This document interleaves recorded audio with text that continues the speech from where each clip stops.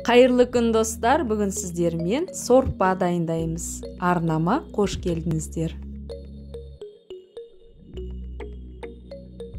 Сорпаны мен қойдың етінен жасаймын. Ең алдымен қойдың етін осындай бөліктерге шауып дайындап аламын.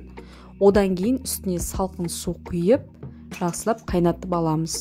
Үстіндегі көбігін алып тастап, татымына қарай тұз қосып, бір сарымсақты түгелдей турамай үстіне саламын. Сорпамен бірге қайнайды. Сорпаны баяу отта қайнатып аламыз да, дайын болып қалған кезде алдын ала ірілеу қып картоп пен сәбізді осылай турап үстіне қосамыз.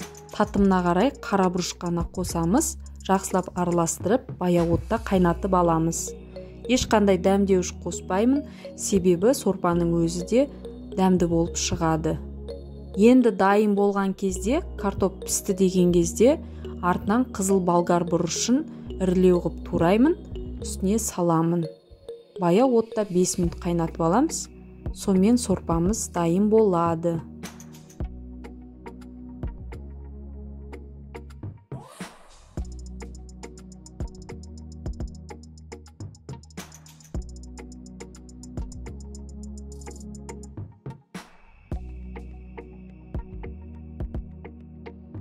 Осымен үй жағдайындағы сорпамыз дайын болды. Егер видеом ұнап жатса, астына лайк басып, пікір қалдырып, арнама тіркелуді ұмытпаңыздар. Барлықтарыңызға астарыңыз дәмді болсын.